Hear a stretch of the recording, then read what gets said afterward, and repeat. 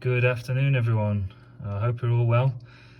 It's Dr. Bennett here, and today we're going to be talking about the Pappus-Guldinus Theorems. So this is section 7.6 from the textbook, starting on page 350. Now, the Pappus-Guldinus Theorems are basically just a couple of theorems that allow us to calculate the centroids of surfaces and volumes of a revolution. So first of all, what is a surface and volume of a revolution? Well, what we do is we take a line that doesn't cross the x-axis, right? So this is a line in the xy plane that doesn't cross the x-axis. What we do is we rotate it 360 degrees around the x-axis to get a shape, right? In this case, a slight truncated cone type shape, right? And we can work out the surface area of this shape generated by rotating this line, and we can also work out the volume. And that's what the first and second Pappus-Guldinus theorems are. The first one is about calculating the surface of a revolution. The second one is about calculating the volume of a revolution.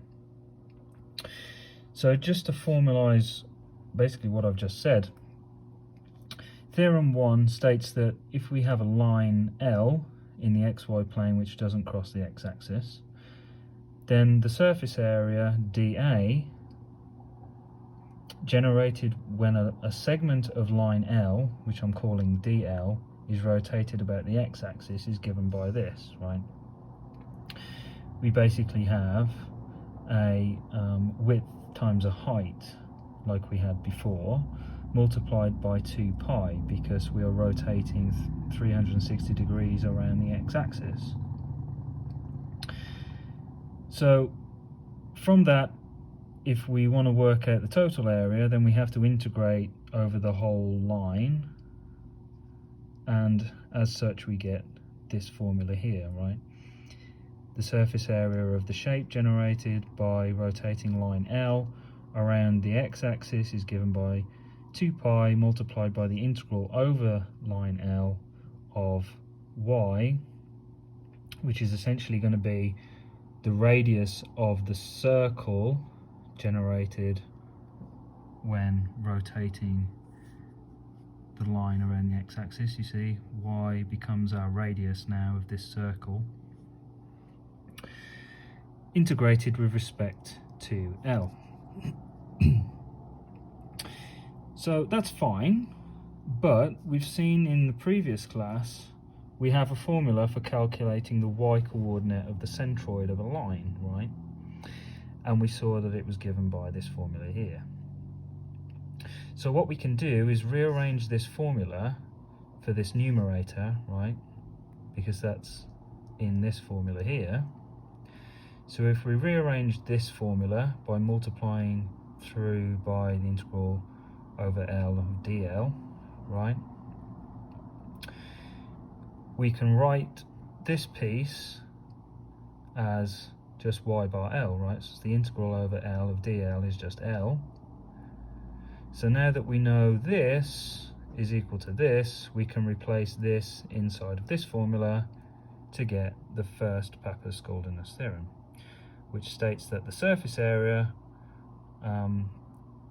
of the shape generated by rotating a line L about the x-axis is just given by 2 pi multiplied by the centroid, the y-coordinate of the centroid of the line, multiplied by the length of the line itself. Okay, so that's theorem 1, all about surfaces of a revolution. Theorem 2, as I said, is all about volumes of a revolution. So the theorem has exactly the same setup, but now we're dealing with volumes generated when rotating an area about the x-axis, right? So now we have an area underneath a curve. We rotate that area around the x-axis 360 degrees to get this shape, and we're looking to find the volume of this shape now. So the theorem has exactly the same setup. We formulate it exactly the same way, but now we're dealing with volumes instead of areas. So the small volume that's generated by rotating the small area around the x-axis is given by this formula. And then if we want to consider the total volume, we integrate that over the whole area of the shape, right, to get this formula. And again, we know the y-coordinate of the centroid of an area. We've seen that before in the previous class. So again, we can take this formula, rearrange it for the numerator, which appears in this formula, by multiplying through by the denominator, and then we can write the integral over a dA as just a, right? So then we can replace this inside here like we did for the first theorem to get the second theorem. So the second Pappus-Guldinus theorem states that the volume of the shape generated by rotating an area around the x-axis is just given by 2 pi multiplied by the y-coordinate of the centroid of the area multiplied by the area itself. Alright, so let's go and have a look at a couple of examples of how to actually apply these theorems. So in the examples that I have lined up, I'm going to try and keep them in algebraic form, so in terms of letters rather than numbers to denote lengths and radii, for example, to try and keep it as generic as possible so that hopefully you can go ahead then and apply it to a lot of different cases. So the first example I have here is about this semicircular arc in the xy plane. It has a radius capital R, and the question is to use the Pappus-Guldinus theorems to find the surface area and the volume of the shape generated by rotating this arc around the x-axis by 360 degrees. And what we're going to end up with when we rotate this semicircular arc around the x-axis is a sphere, right? So we've just seen in our theory that the first Pappus-Guldinus theorem gives us an equation for the surface area of this shape when we rotate it about the x-axis. So the area, the surface area, is given by 2 pi multiplied by the y-coordinate of the centroid multiplied by the length of the line. So we need these two things in order to solve this problem. The length of the line is fairly straightforward because we have basically half a circle, right? It's a semicircle. We know the circumference of a circle is 2 pi r, so the length of our line, which is a semicircle, is just going to be given by half of that, which is pi r, right? The y-coordinate of the centroid we can actually look up in our appendices. It's a standard result for a semicircle. So what we do, we can go into our appendices, appendix B here, and if we look down here, we can see some results for a semicircle, and we can see there that the y-bar coordinate, so the coordinate of the y-coordinate of the centroid is given by 4r over 3 pi. So therefore we can go ahead and put those two pieces of information into that formula. So 2 pi multiplied by the y-coordinate of the centroid, as we just looked up, was 4r over 3 pi, and the length of the line, which is the length of the semicircular arc, is given by pi r. Tidy that up a little bit and we should get 8 pi r squared over 3. So that's the surface area. Now let's go ahead and calculate the volume of the revolution. So this uses the second Pappus-Guldinus theorem, right? So it's a very similar formula, but now we just need to include the area of the semicircle rather than the length, right, of the line. So remember, now we're dealing with the area bounded between the line and the curve. So the area of a circle, right, we should all know is pi r squared, and therefore the area of the semicircle is just given by half of that, pi r squared over 2. Again, we have a standard result for the y coordinate of the centroid, right, which we looked up in the appendices. So again, we just go ahead, plug both of those two pieces of information into that formula, and we should get the volume of the sphere is 2 pi multiplied by the y coordinate of the centroid, 4r over 3 pi, same as up here. And that's multiplied by the area of the semicircle, pi r squared over 2. Tidy that up a little bit, and we should get 4 pi r cubed over 3.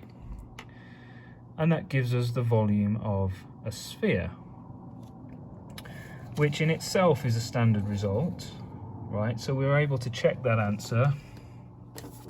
If we go again into the appendices, we look at Appendix C, which is all about volumes, and if we search for spheres, there we go. Spheres, the volume of a sphere is 4 pi r cubed over 3, which is exactly the same as what we got down here when we calculated it using the Pappus-Guldinus theorem, or the second Pappus-Guldinus theorem. So example number 2 is about this cone. The cone, the base of it has a radius r, and it has a height of h. So imagine it standing up on an end like that, right? And the question again is to use the Pappus-Guldinus theorems to find the surface area and volume of the cone. So we have this line L defining the sides of the cone, right? We have the height of it, and we also have the radius of the base. So when we calculate the surface area, we're going to need to remember that we have both the area generated by rotating L around the x-axis and also the area of the base, right? We need to remember to include the area of the base. So that's what I've summarized here. I said the area of the cone, or the total surface area of the cone, is the surface area generated by rotating L about the x-axis plus the base of the cone, right? And that's just going to be the area of a circle, right? So I've used the first Pappus-Guldinus theorem to write this out here. So the surface area of the cone is the area generated by rotating the line L about the x-axis, right, plus the area of the base of the cone, which is just the area of a circle, pi r squared. So to complete this solution, we need to know these two pieces of information. We need to know the y coordinate of the centroid of the line L. So remember, when we're dealing with a straight line, the y coordinate of the centroid of that line is just halfway along it, right? And we also need to know the length of the line L, which we can work out using a bit of trigonometry, because we know this side, this side of the triangle, and we also know this side of the triangle. So that should be fairly straightforward. So we can work out the gradient of the line, right? It's just the difference in y over the difference in x, or just r over h, sorry. So we can write the equation of the line as y equals the gradient multiplied by x, right? Y equals mx plus c, where m is the gradient, which we just calculated, and c is the y-intercept, which is at the origin, so that's 0, right? So, as we just said, the y-coordinate of the centroid of the line occurs halfway along the line, and halfway along the line would just be h over 2, right? At x equals h over 2. So if we plug x equals h over 2 into the equation of our line, we can find the y-coordinate of the centroid of the line as r over h multiplied by x when x is h over 2 to just get r over 2. And then the final piece of information we need to complete the solution is the length of the line L, which, as I said, we can just use Pythagoras' theorem and calculate the length of L as the square root of h squared plus r squared, which are just the lengths of the other two sides of the triangle. So if we put all of this information together into the first Pappus-Guldinus theorem, we get the surface area of the cone is equal to 2 pi multiplied by the y-coordinate of the centroid, which comes from here, multiplied by the length of the line L, which we calculated here, plus the area of the base of the cone, which is just the area of a circle, which is pi r squared.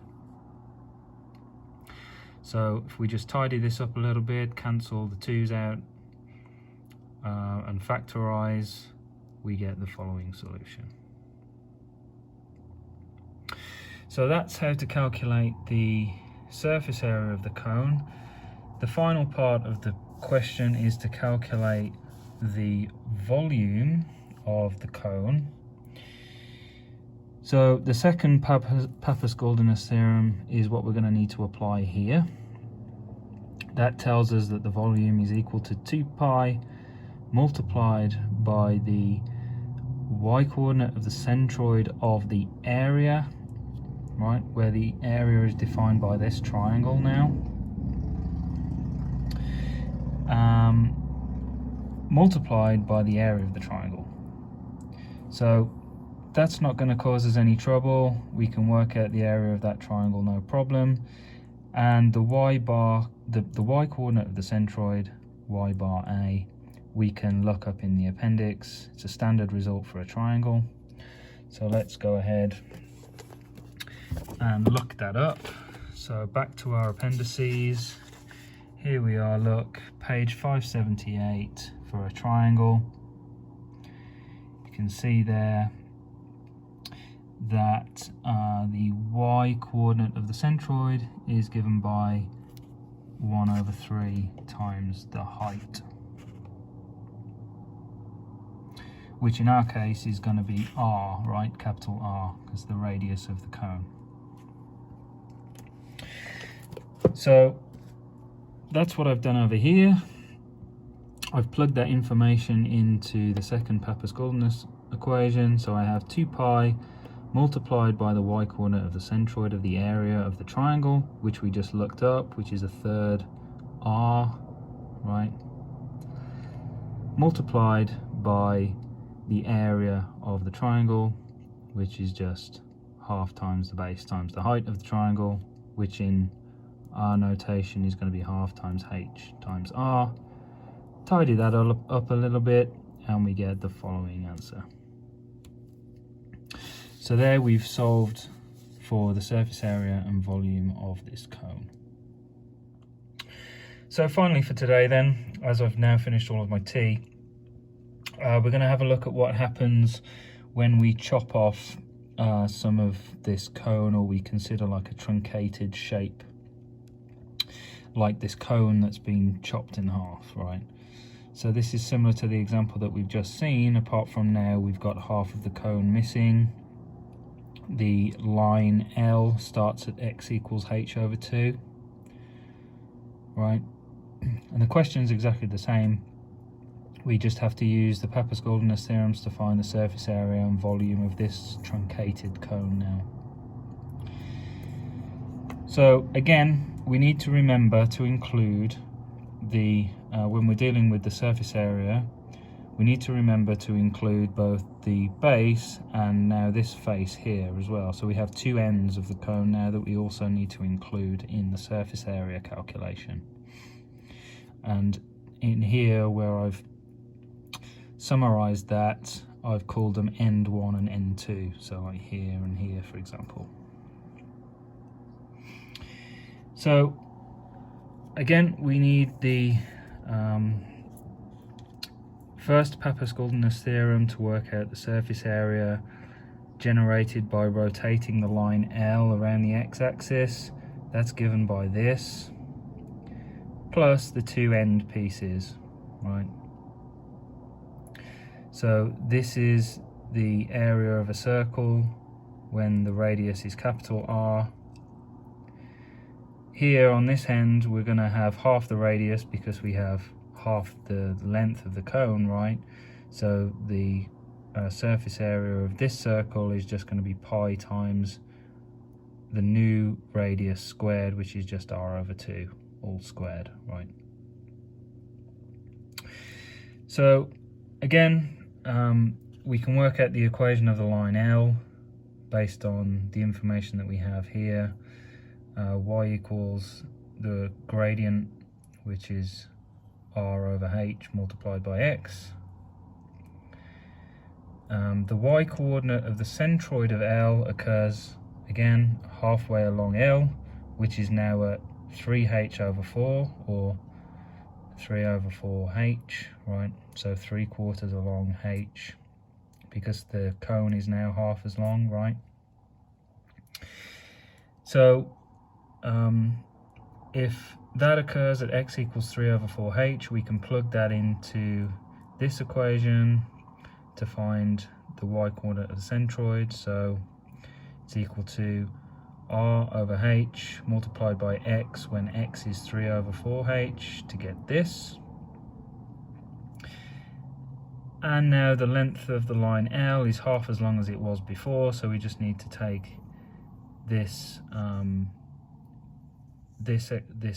expression here, which we found using Pythagoras' theorem, divided by 2, and then we can plug all of that information into the first Pappus-Guldinus theorem to get 2 pi multiplied by the y coordinate of the centroid, which we calculated here, multiplied by the length of L, which we calculated here, and not to forget our two end pieces. So again, tidying all of that up, factorizing a little bit, we should get the following final answer. So that's it for today. Just two theorems and the application of those theorems in a couple of examples.